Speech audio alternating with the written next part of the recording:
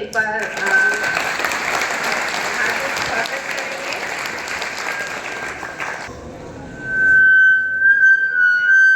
Counselling कार्यक्रम के इस 5 दिवसीय श्रृंखला में द्वितीय दिवस का शुभारंभ करते हुए के प्राचार्य अतिथि गण आप सभी के समक्ष प्रतिज्ञा प्रदान करने के लिए शिक्षक श्री महेंद्र सावलिया सर दोनों का करतल ध्वनि से हार्दिक स्वागत करेंगे।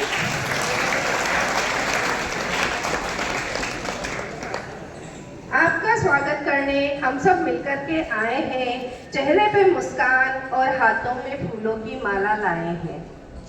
एक बार पुनः जिन बिंदुओं पर चर्चा करने वाले हैं उनमें है कौशल एवं व्यावसायिक विकल्पों के बारे में जानकारी, कौशल शिक्षा के प्रति आप लोगों की जागरूकता, कौशल आधारित पाठ्यक्रमों की जानकारी, ITI, पॉलिटेक्निक एवं व्यावसायिक शिक्षा पर सत्र और सबसे मोस्ट इम्पोर्टेंट स्थानीय उद्योगपति अथवा उद्यमी से संवाद, जिसके अंतर्गत हमारे बीच पधारे हुए हमारे माननीय अतिथि महोदय श्री डॉक्टर कपिलेश दवे सर आपको अपने अनुभवों से और अपने जीवन के जितने भी सार्वभौमिक की पॉइंट्स हैं उनसे आपको अवगत करवाएंगे, आपको प्रेरित करेंगे कि आप अपने स्वरोजगार के क्षेत्र में आगे किस तरीके से बढ़ सकते हैं।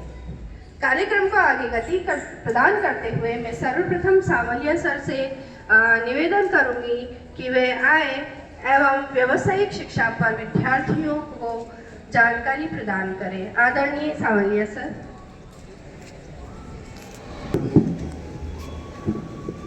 आदरणीय प्राचार्य महोदय और पधारे हुए हमारे अतिथिगण यादव सर और मंचासीन बाबूलाल जोशी सर और प्रिय विद्यार्थियों को में किया जा रहा है, आप देख ही रहे हैं। ठीक है, उस द्वितीय दिवस के अंदर आज कौशल दिवस का आयोजन भी यहाँ पर किया गया है। उस कौशल दिवस के अंदर व्यावसायिक शिक्षा हमारे विद्यालय में संचालित की जा रही है और पूरे जिले में भी संचालित है। उस व्यावसायिक शिक्षा के ऊपर मैं आपको कुछ चीज़ें पर प्रकाश डालूंगा। हमारे विद्यालय में वर्ष 2014-15 से व्यावसायिक शिक्षा संचालित की जा रही है और जिले में ही, हमारे विद्यालय में नहीं बल्कि पूरे जिले में ही, जिले के विद्यालयों में व्यावसायिक शिक्षा का संचालन किया जा रहा है। सर्वप्रथम व्यावसायिक शिक्षा का संचालन समग्र शिक्षा अभियान द्वारा, लोक शिक्षण संचालन द्वारा, भोपाल द्वारा यह मॉडल स्कूल और उत्कृष्ट विद्यालय में वर्ष 2014-15 से संचालित की जा रही है। आज यह शिक्षा बढ़ चढ़कर कई सारे विद्यालयों में इसका संचालन किया जा रहा है। अलग अलग ट्रेड्स में यहाँ पर ट्रेड संचालित हैं। प्रत्येक विद्यालय में जरूरी नहीं कि जो IT और सिक्योरिटी ट्रेड है वही संचालित हो। यहाँ पर कई सारे ट्रेड्स हैं, जैसे कि मैं बताना चाहूँगा आपको। पहला जो है IT ट्रेड हमारे विद्यालय में संचालित है, दूसरा है सिक्योरिटी ट्रेड, वो भी हमारे विद्यालय में संचालित है। बल्कि यहाँ पर और भी ऐसे ट्रेड है, जैसे हेल्थ केयर हुआ, गर्ल्स के लिए ब्यूटिशियन हुआ, ठीक है, फाइनेंशियल हुआ, बैंकिंग एंड फाइनेंशियल, इलेक्ट्रॉनिक्स हुआ, ऐसे कई ट्रेड्स की शिक्षा हमारे जिले में संचालित की जा रही है और कई विद्यालयों में इसमें छात्र बढ़ चढ़कर हिस्सा ले रहे हैं। हिस्सा लेने के साथ ऐसा नहीं कि उन्हें रिजल्ट नहीं मिलता, रिजल्ट भी मिलता है और आज वो अपनी शिक्षा के आधार पर ही बड़ी बड़ी कंपनी में और बड़े बड़े उद्योग में इस शिक्षा के संचालन के हिसाब से बहुत अच्छी पोस्ट पर भी काम कर रहे हैं। ऐसी बात नहीं है कि वो काम नहीं करते, क्योंकि उनमें कौशल आधारित एक चीज डेवलप हो जाती है। जैसे कि यहाँ पर हमारे विद्यालय में देखा जाए कि हम देखते हैं कि कंप्यूटर से संबंधित IT का शिक्षक मैं हूँ, मैं पढ़ाता हूँ और मेरे पास ऐसे विद्यार्थी कई आते हैं जो आकर मुझे उनका रिजल्ट और उनकी जो कौशल के बारे में जो बातचीत करता हूँ मैं, तब वो बताते हैं कि सर आज हम इस विद्यालय में जब IT पढ़ा हमने, तो हमने जाके आगे देखा कि कंप्यूटर का जो कोर्स है वो बहुत ही लाभदायक हमारे लिए साबित हो रहा है। ठीक है, 4 साल वो यहाँ पर इस विद्यालय में जब शिक्षा लेके और आगे जाते हैं तो उनसे बात करते हैं। जब वो आते हैं, अलग विद्यालय में भी, सुपर 100 में भी कई विद्यार्थियों का चयन होता है यहाँ से, तो वहाँ पर भी एक आईपी करके एक सब्जेक्ट चलता है, इंफॉर्मेटिव प्रैक्टिस। ठीक है, तो वहाँ पर भी वो विद्यार्थी मेरे पास एक आया था। उसकी एक छोटी सी स्टोरी ये है कि उसने वहाँ पर आईपी विषय लिया सुपर 100 में जाके। तो आईपी विषय लेने के बाद उसने बहुत अच्छा रिस्पॉन्स मुझे दिया कि सर मुझे तो इस फील्ड में बहुत मजा आया और मैं इस फील्ड में बहुत आगे भी जाऊंगा, क्योंकि ये इंटरेस्टिंग और आगे फ्यूचर के लिए बहुत बेस्ट है। सबसे अच्छी बात मैं बता देता हूं कि इसमें जो है ये पूरा व्यावसायिक शिक्षा है वो पूरी प्रैक्टिकल बेस है। थ्योरी इसमें काम करती है बट कुछ वजह से। और सबसे अच्छी बात ये है कि आप जब इसमें प्रैक्टिकली जो चीज सीखते हैं, अच्छा ये बताइए, थ्योरी से ज्यादा समझ में आता है, प्रैक्टिकल से ज्यादा समझ में आता है? प्रैक्टिकल ज्यादा समझ में आता है। तो यही चीजें जो है व्यवसायिक शिक्षा जो है पूरी प्रैक्टिकल बेस है। प्रैक्टिकल बेस दैट मीन्स आप जो लोग करेंगे वही तो सीखेंगे। अच्छा, फिल्म देखने में और फिल्म को रिटर्न में लिखने में कौन सी चीज आपको ज्यादा समझ में आएगी?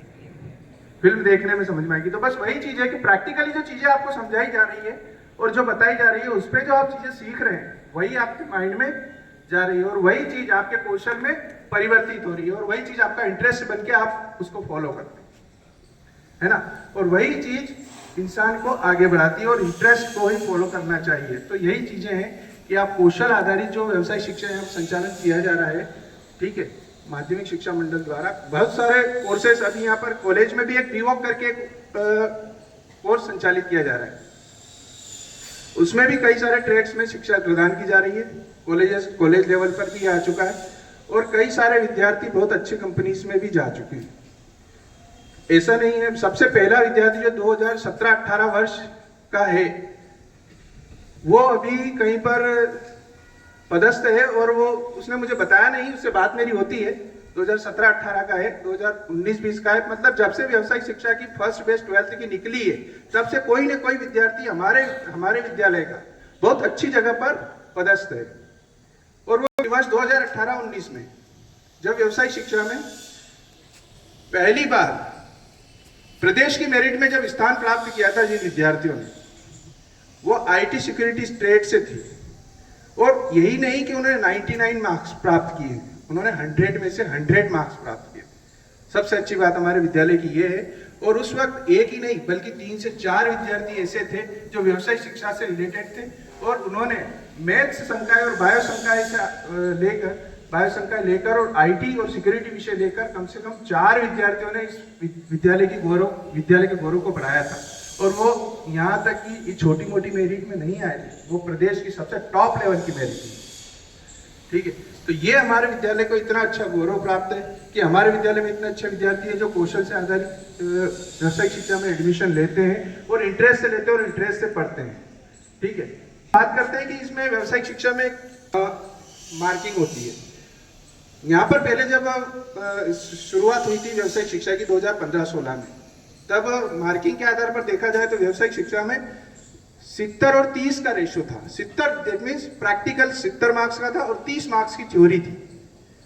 अब आप बताइए कि जब प्रैक्टिकली 70 मार्क्स का है और 30 मार्क्स की थ्योरी है तो हमें तो उसको फायदा उठाना ही पड़ेगा और एक स्कोरिंग सब्जेक्ट भी है।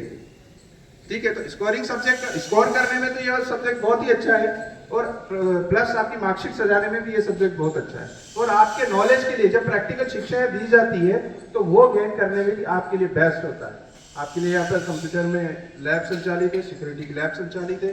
दोनों ही शिक्षाएं बहुत अच्छे तरीके से और बहुत अच्छे विद्यार्थी यहाँ पर एडमिशन लेते हैं। ठीक है, अब 70 और 30 का जो रेशो था वो 2-3 साल तक चला और फिर 10th में जो है 60-40 का रेशो था। 60 मार्क्स प्रैक्टिकल के दिए थे और 40 मार्क्स थ्योरी के थे। लेकिन आज वही चेंज होके 11th और 12th 50-50 मार्क्स हो गया है और 60-40 इधर 9th और 10th का हो गया। तो ये भी एक बहुत अच्छी बात है कि आपको 50-50 का रेशो 11th-12th में दे दिया है और 60-40 का रेशो इधर दे दिया है। ठीक, अब आगे बात करते हैं कि कौन सी एक्टिविटी हमारे व्यवसायिक शिक्षा में संचालित की जाती है। 2 तरह की एक्टिविटी व्यवसायिक शिक्षा में संचालित की जाती है। एक तो रहता है औद्योगिक भ्रमण और दूसरा रहता है गेस्ट लेक्चर, जो प्रत्येक सत्र में 3-3 बार विद्यार्थियों को औद्योगिक भ्रमण पर ले जाया जाता है। औद्योगिक भ्रमण का मतलब ये है कि विद्यार्थियों को आईटी सेक्टर और सिक्योरिटी सेक्टर से उस चीज में, ऐसी जगह पर, ऐसे संस्थानों पर ले जाया जाए जहां पर इस सेक्टर से रिलेटेड कुछ चीजें आपको देखने को मिले और समझने को मिले। हम यहाँ पर, हमारे यहाँ पर MIT यूनिवर्सिटी है, वहाँ पर भी विद्यार्थियों को ले जाते हैं और कंप्यूटर साइंस से रिलेटेड जितनी भी चीजें हैं वो हम वहाँ पर बताते हैं। सिक्योरिटी से जितनी भी रिलेटेड लैब्स हैं उनमें भी ले जाते हैं, उनको दिखाते हैं, बताते हैं कि सारी चीजें और कितने टाइप के कोर्स आप आगे कर सकते हैं।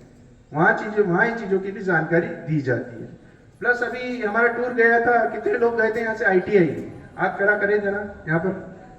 9th और 10th वाले ITI घूमने गए थे ना, ठीक है। और मिरेकल कॉलेज है ना, तो वहां पर भी आपको कई सारी चीजें देखने को मिली होगी। कितने टाइप्स की लैब आपको दिखाई गई होगी। कोपा लैब आपने देखी होगी जो कंप्यूटर से रिलेटेड है, कोपा लैब, ठीक है। वहां पर भी आपको सिविल से रिलेटेड कई सारे नक्शे बनाते हुए विद्यार्थी दिखे होंगे, है ना। तो इस तरह के कई सारे औद्योगिक भ्रमण पर हम व्यवसायिक शिक्षा के अंतर्गत ले जाते हैं विद्यार्थियों को। अतिथि व्याख्यान जो एक बहुत ही मोस्ट इंपॉर्टेंट थिंग है हमारे वोकेशनल की, कि यहाँ पर बाहर संस्थानों से भी जो अतिथि गण हैं उन्हें बुलाया जाता है और आपके लिए लेक्चर का आयोजन इस विद्यालय में भी करवाया जाता है। प्रति वर्ष इसी तरह की पूरी एक्टिविटी हमारे विद्यालय में चलती है और इसी वर्ष विद्यार्थी हमेशा कोई ना कोई टॉप लेवल में आ जाता है और विद्यालय को गौरव प्राप्त होता है।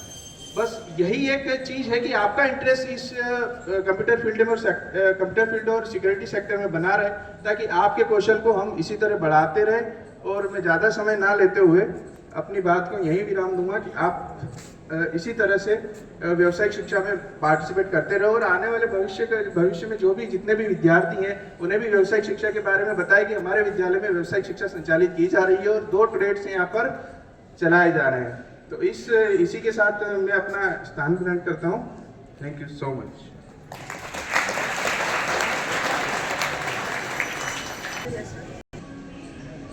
आज की जो आधुनिक शिक्षा पद्धति है उसमें शामिल एक सबसे महत्वपूर्ण चीज है,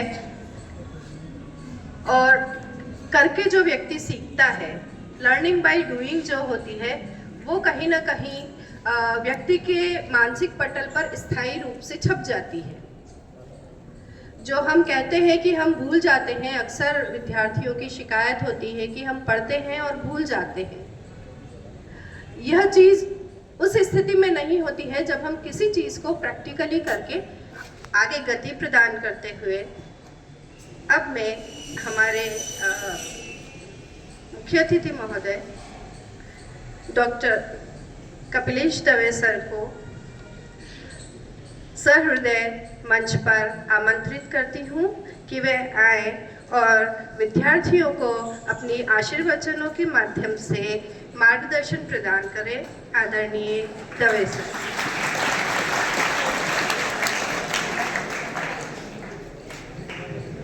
नमस्कार। सर्वप्रथम मंच पर विराजित सभी शिक्षकों को, प्राचार्य महोदय, आप सभी को सादर वंदन। मैं कौन हूँ ये ज़्यादा मायने नहीं रखता, मायने ये रखता है कि आज हम क्या बात करने वाले हैं। ठीक है, तो मैडम ने आपको बताया कि हम कैरियर के संबंध में बात करेंगे, है ना। और उद्योगपति के साथ ज़्यादातर आपको क्या करना चाहिए? संवाद करना चाहिए ना। संवाद का मतलब क्या होता है? बातचीत। ठीक है, अब इतने सभी लोगों से एक साथ तो बात हो नहीं पाएगी।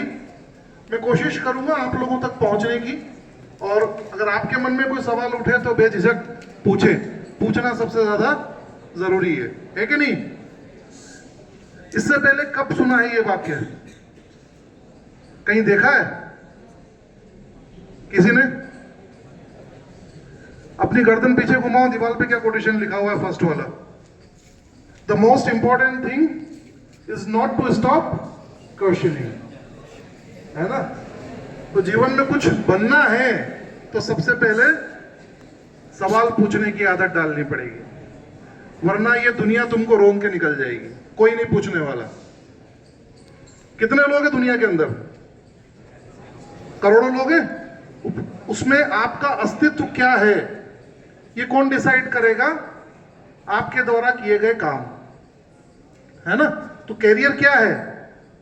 कैरियर वो सांचा है, वो फ्रेम है जिसमें हम अपनी जिंदगी को ढालने जा रहे हैं। समझ रहे हो भाई? आज तो आप स्टूडेंट हो, मजे कर रहे हो, आराम से पढ़ रहे हो, आनंद ले रहे हो।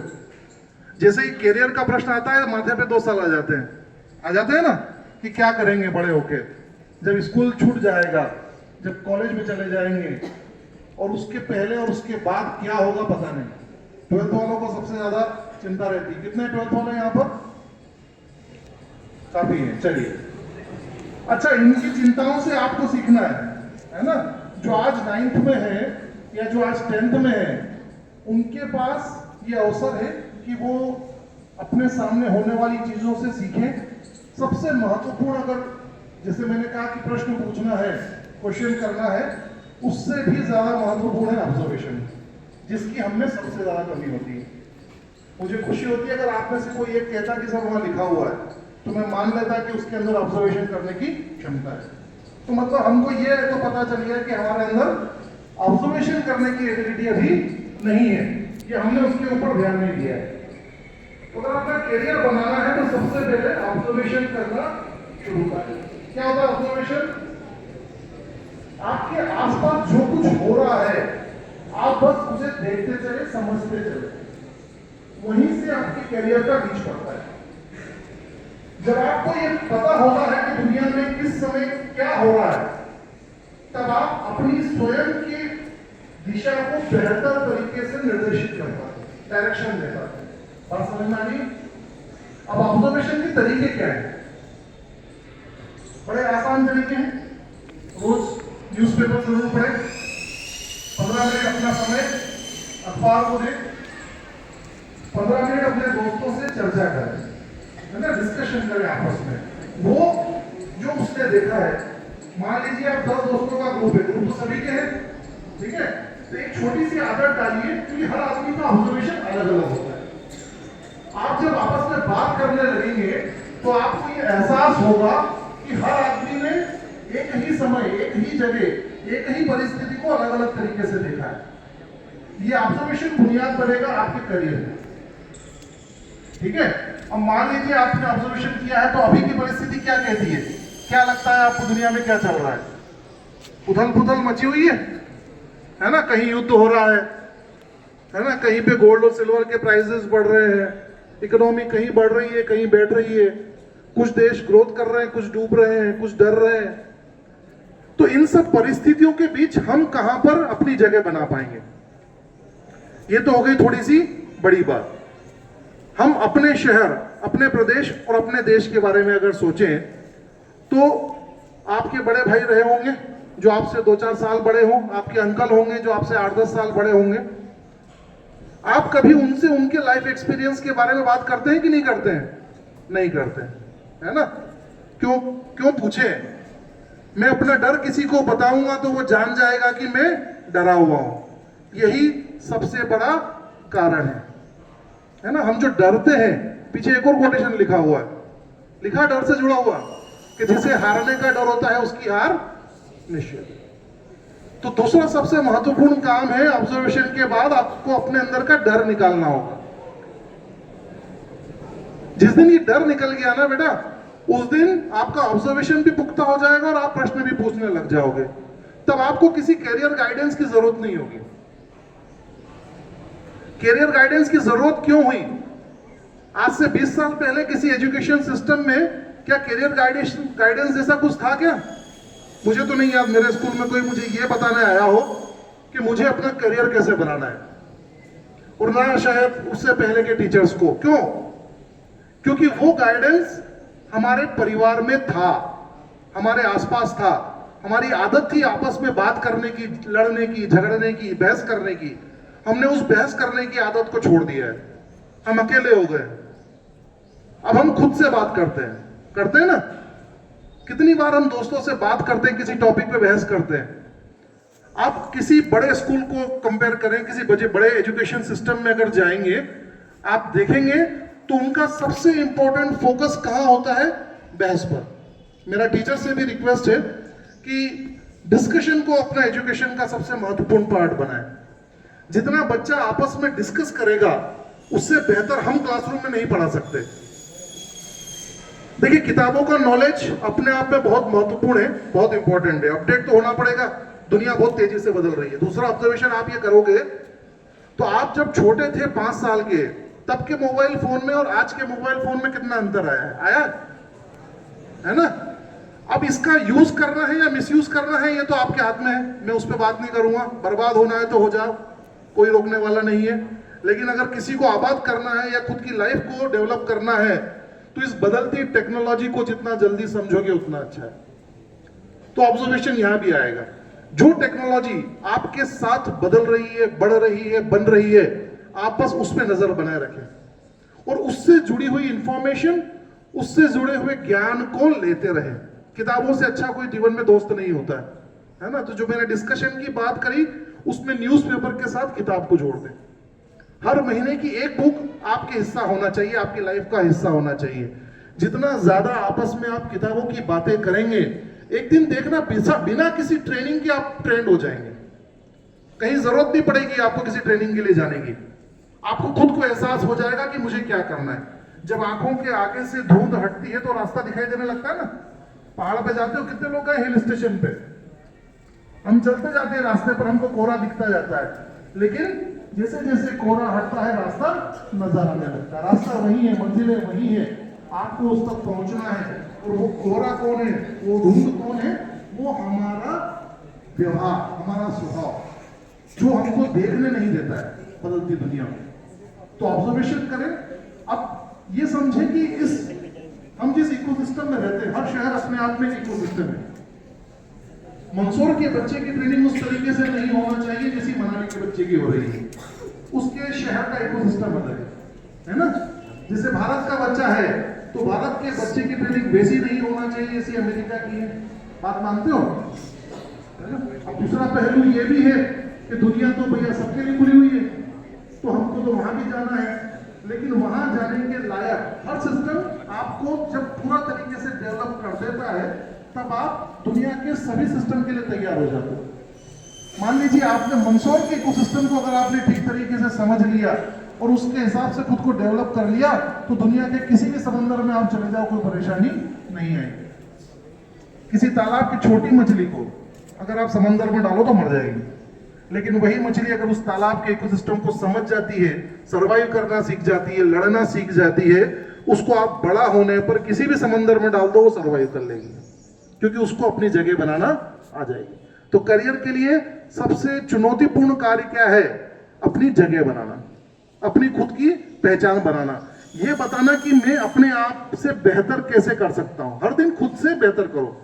कंपटीशन ये नहीं है कि मैं दूसरे से बेहतर क्या कर पा रहा हूं, कंपटीशन केवल इतना है कि मैं खुद से बेहतर कितना कर पा रहा हूं, है ना।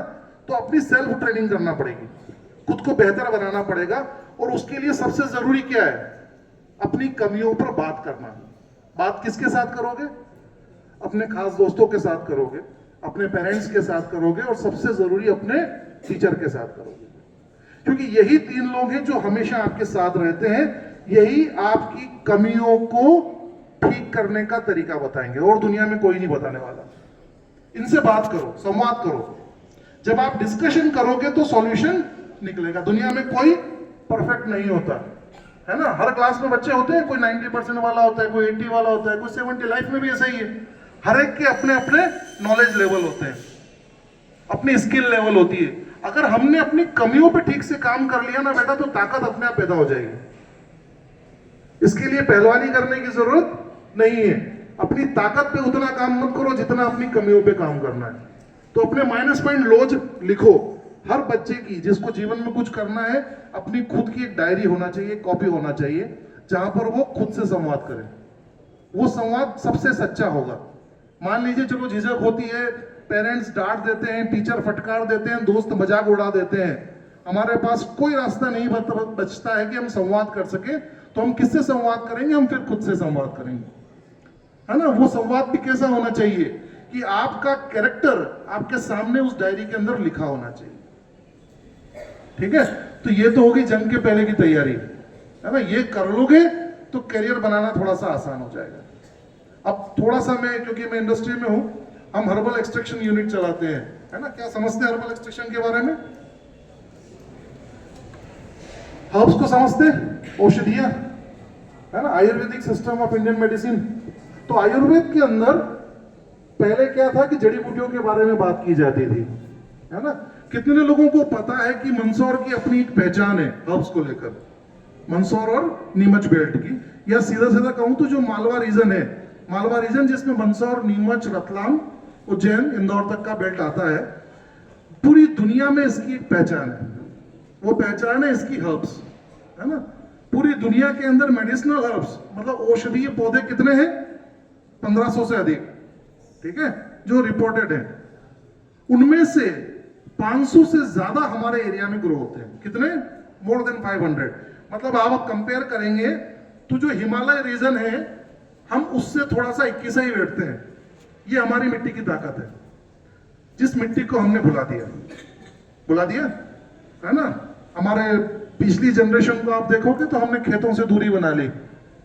आज वही एग्रीकल्चर इंडस्ट्री इस क्षेत्र के लिए ताकत बनती जा रही है। तो जिसको लगता है कि हमारे पास चलो ये समझ में नहीं आ रहा है कि हम मशीनों के साथ कैसे खेलें, वो मिट्टी से खेलना चालू कर दे।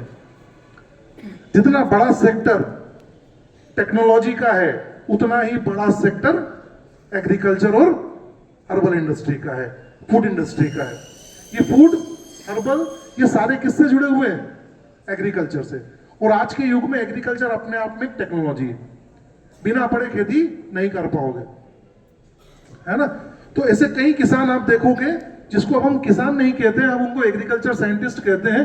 वो एक्सपर्ट्स हैं जो 2-2 बीघा से साथ भी अपनी एक अच्छी खासी इनकम कर लेते हैं। एक नॉर्मल सैलरीड एम्प्लॉय कितना लेता है भाई? आज की तारीख में एक अच्छी नौकरी है तो 25,000 रुपये महीना, 25,000 रुपये महीने से हिसाब लगाएंगे तो 3 लाख रुपए साल का। तो जिसके पास 2 बीघा जमीन है वो भी 3 लाख कमा सकता है अगर वो एक्सपर्ट है अपने फील्ड का। तो डोंट थिंक कि हमको किसी के साथ नौकरी करने के लिए ही खुद को तैयार करना है। आप अपने आप को एक उद्यमी भी बना सकते हो। बस उसके लिए 2 ही बातें सबसे ज्यादा इंपॉर्टेंट होती है। एक तो ऑब्जर्वेशन और दूसरा है प्रश्न पूछना। क्यों? हर वो चीज जो आपके सामने आ रही है आप उसमें जब सवाल करेंगे कि ये क्यों करना है या ये क्यों हो रहा है, इस सवाल का जवाब अगर आप ढूंढते जाओगे तो एक दिन आप खुद को ट्रेन कर पाओगे। तो इंफ्रास्ट्रक्चर हमारे पास अब अच्छी क्वालिटी का उपलब्ध है। आप स्कूलों में ट्रेनिंग ले रहे हो, हर चीज को सीखते चलो, लैब में ज्यादा समय बिताओगे, चीजों को जितना ज्यादा समझोगे, अपने दिमाग के अंदर फालतू की बातों के अलावा ज्ञान की थोड़ी सी बातें स्टोर करना चालू कर दोगे तो काम बड़ा मजेदार हो जाएगा, ठीक है ना। तो एग्रीकल्चर के अंदर कई सारे वोकेशनल ऑप्शंस हैं, आप उनके अंदर जा सकते हैं। टेक्नोलॉजी अपने आप में बदल रही है ना। तो आईटी के जरिए एआई को समझेंगे। जिनको लगता है कि उनका दिमाग थोड़ा सा कंप्यूटर की तरफ ज्यादा अट्रैक्ट हो रहा है, वो 12th के बाद कंप्यूटर बेस्ड एजुकेशन के अंदर जा सकते हैं। लेकिन उसमें एक बुरा समय आ गया है, अब एआई ने थोड़ी सी जगह बना ली है। एआई को कितना लोग समझ पा रहे हैं? सुना है नाम इसके बारे में, है ना, आर्टिफिशियल इंटेलिजेंस। क्या होती है ये हर फील्ड में आ गई है। और एक मिथ मार्केट में ये सर्कुलेट हो रहा है कि अब एआई के आने से नौकरी चली जाएगी। अच्छा ये बताओ, एआई को इंफॉर्मेशन कहां से मिल रही है? आपके पास भी मोबाइल है, करते ही होंगे, चैट जीपीटी यूज करते होंगे, है ना। आप उसमें कोई भी क्वेश्चन डालो वो तुरंत आंसर दे देता है। उसको ये आंसर मिला कहां से? हाँ, उसको ये इंफॉर्मेशन किसने दी? आप ही के जैसे लोगों ने दी। ये एक अलग डोमेन डेवलप हो गया है। क्या हो गया है कि एआई को इंफॉर्मेशन प्रोवाइड करना, है ना। तो कई सारे लोग दिन भर बैठकर अलग अलग टॉपिक के ऊपर एआई को दिमाग दे रहे हैं, नॉलेज दे रहे हैं, और वही नॉलेज फिर वो आपको दे रहा है। तो ये टूल है। क्या है? टूल है। लेकिन इस टूल को भी काम करने के लिए आपकी जरूरत है। बिना ह्यूमन इंटेलिजेंस के आर्टिफिशियल इंटेलिजेंस कभी भी काम नहीं करता है। अब ह्यूमन इंटेलिजेंस को डेवलप करने के लिए क्या तरीका है, तो जो आपको सर ने बताया उस पर थोड़ा सा गौर करें। ह्यूमन इंटेलिजेंस क्या होता है? वो स्किल सेट जो केवल ह्यूमन कर सकता है, आर्टिफिशियल इंटेलिजेंस नहीं कर सकती। जो सोचने की शक्ति भगवान ने आपको दी है ना। जो गिटार आप बजा सकते हो वो एआई नहीं बजा पाएगा। जो तबला आप बजा सकते हो एआई नहीं बजा पाएगा। जो कविता आप लिख सकते हो वो एआई नहीं लिख पाएगा, ठीक है ना। तो जो सृजन करने की क्षमता आपके अंदर है वो अभी एआई के पास भी नहीं है। अब आपका कंपटीशन किससे है? अगले दौर के एआई के साथ। तो बिना तैयारी के अगर मजदूरों की तरह मैदान में जाओगे तो भेड़ बकरियों की तरह हाथ दिए जाओगे। थोड़ी सी तैयारी करो, अपने आप को बिल्कुल परफेक्ट बनाओ, और उसका सबसे आसान तरीका है कि आपका आने वाला कल आपके बीते हुए कल से बेहतर होना चाहिए। आप इतना सुधार कर लो, आप रोज एक नया शब्द सुन लो तो आप कल से बेहतर हो गए। दुनिया में अगर आपको बहुत अच्छा कमाल करना है तो आपको कम से कम 3 लैंग्वेज आना चाहिए। चाहे आप नौकरी करें, बिजनेस करें, कुछ भी करें, अगर आपको परफेक्शनिस्ट बनना है, बहुत परफेक्शन के साथ काम करना है, तो 3 लैंग्वेज आना चाहिए। एक हिंदी तो सबको आती है, अब इसके अलावा कोई भी 2 लैंग्वेज चूज कर लो। आपके पास समय है, 12th वालों के पास अभी 4 साल है, 11th वालों के पास 5 साल है ना, 6 साल है, 7 साल है 9th 10th वालों के पास। जब तक आप कॉलेज से ग्रेजुएशन करके निकले, वो चाहे बीएससी ग्रेजुएशन ही हो, बीए क्यों ना हो, बीकॉम क्यों ना हो, मैं किसी टेक्निकल एजुकेशन की बात ही नहीं कर रहा हूँ, मैं इंजीनियरिंग की बात नहीं कर रहा हूँ, मैं मेडिकल की बात नहीं कर रहा हूँ। अगर आपने अपनी एजुकेशन के साथ 3 लैंग्वेज सीख ली है तो आपको एक बेहतर करियर बनाने से कोई नहीं रोक पाएगा। वो चाहे इंग्लिश हो, फ्रेंच हो, संस्कृत हो, कोई भी भाषा हो, आप कोई भी 3 भाषा में अगर एक्सपर्ट हो गए तो आपको काम बढ़िया मिल जाएगा। आज भी दुनिया के अंदर सबसे ज्यादा कमी किसी की है तो लैंग्वेज एक्सपर्ट की है ना, क्योंकि सबसे महत्वपूर्ण कोई भी काम करने के लिए कम्युनिकेशन होता है। कम्युनिकेशन मतलब संवाद। दुनिया देख रही है, मुझे मान लो चाइना के साथ व्यापार करना है और मैं उसके साथ कम्युनिकेट नहीं कर पा रहा हूं तो मैं बिजनेस नहीं कर पाऊंगा। तो मुझे किसकी जरूरत पड़ेगी? कम्युनिकेटर की। इस दुनिया के अंदर 150 से ज्यादा, 200 से ज्यादा देश हैं, हर देश के अंदर हजारों भाषाएं, हजारों लैंग्वेजेस है। जब आप अपने ब्रेन को कम से कम 3 लैंग्वेज में ट्रेन कर दोगे तो वो किसी भी नई लैंग्वेज को दूसरों के मुकाबले मात्र 10% समय में सीख लेगा। मैंने क्यों कहा 3 लैंग्वेज? क्योंकि ये हमारे ब्रेन के अंदर वो क्षमता तो है कि वो कोई भी नई चीज ऑब्जर्वेशन के जरिए सीख लेता है, पर हम उसकी आदत बिगाड़ देते हैं। हम उसको पूरी जिंदगी एक ही भाषा से बांध के रख देते हैं। तो ब्रेन को ये लगता है कि ये भाषा मेरी नहीं है, मैं नई भाषा को नहीं सीख पाता हूं। इसी डर के कारण इस देश के 90% लोग आज भी इंग्लिश से डरते हैं। जिस दिन हमने ये मिथ तोड़ दिया सेल्फ के अंदर का कि मैं 3 लैंग्वेज सीख सकता हूं, मैं 4 लैंग्वेज, जिस दिन आपने 3 सीख ली ना, फर्स्ट सेकंड थर्ड अगर आपने अचीव कर लिया तो 10 15 20 25 आप जितनी लैंग्वेज चाहे जरूरत के मुताबिक सीख पाएंगे। ठीक है, तो थोड़ा सा अपने आप को ट्रेन करना शुरू करें, इंफॉर्मेशन पे फोकस करें, अपने आसपास बदलने वाली परिस्थितियों को देखें, उनसे सीखें, और कोई ना कोई ट्रेनिंग ले। नॉलेज कभी भी वेस्ट नहीं जाता है। What ever available in your environment, आपके स्कूल में जो भी अवेलेबल ट्रेनिंग है, जो संसाधन है, मान लीजिए लैब के अंदर 10 ही इक्विपमेंट चल रहे हैं तो you should be master of those 10। आपको उन 10 के अंदर तो मास्टर बनना पड़ेगा। ये शिकायत करने की कि मेरे पास वो 11वां नहीं है, आप जो 10 है उसमें बेहतर बन जाओ। ठीक है ना, तो जो आपके पास है, शिकायत करने वाला जीवन में सबसे पीछे रहता है। कभी भी परिस्थितियों की शिकायत मत करो कि मुझे ये नहीं मिला, है ना। आपके पास अगर 1 रोटी और 1 सब्जी है तो उसको भी इतने बेहतर तरीके से खाओ कि आपके मन को आनंद आ जाए, बजाय इसके कि ये कोशिश करें कि अरे यार उसकी थाली में तो गुलाब जामुन रखा हुआ मेरे पास नहीं है। तो आनंद सबसे ज्यादा जरूरी है, और वो कहां से आएगा? जब आप खुद को बेहतर बनाएंगे। और कोई सवाल किसी के मन में करियर को लेके हो तो बिल्कुल बेझिझक आए। 12th के बच्चों को मैं कहूंगा, सर से भी मेरी बात हुई अभी, आप लोग इंडस्ट्रियल ट्रेनिंग के लिए जाना चाहें तो विजिट कर सकते हैं, वहां हम आपको R&D लैब और बाकी फैसिलिटीज दिखाएंगे। Thank you.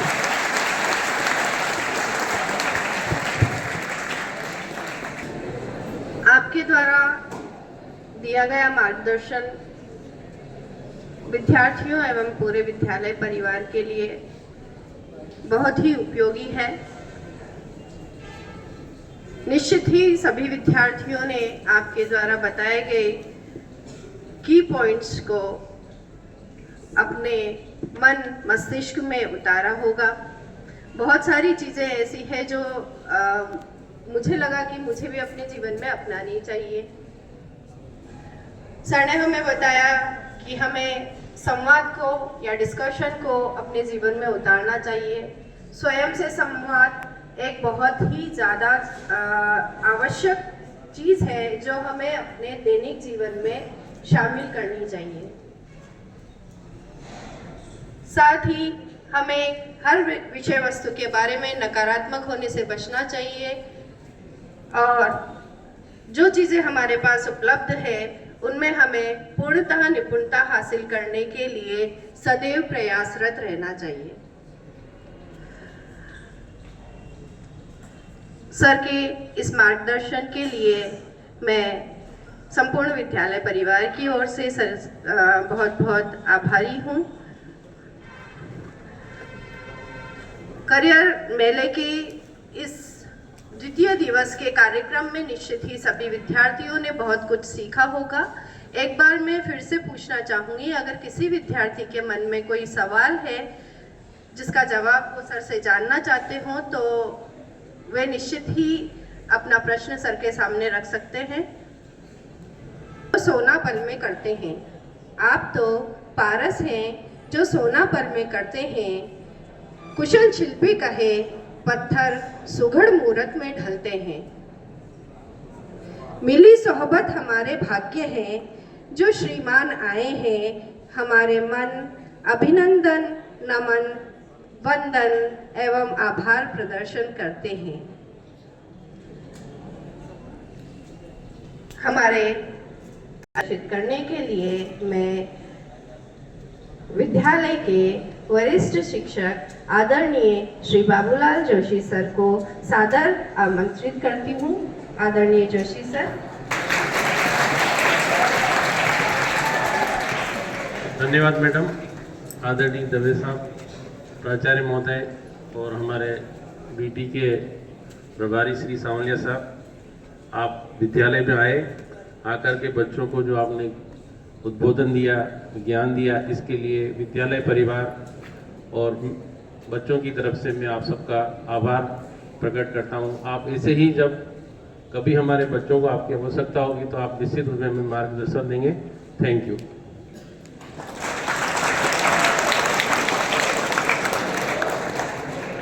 राष्ट्रगीत प्रारंभ करेंगे। प्रारंभ कर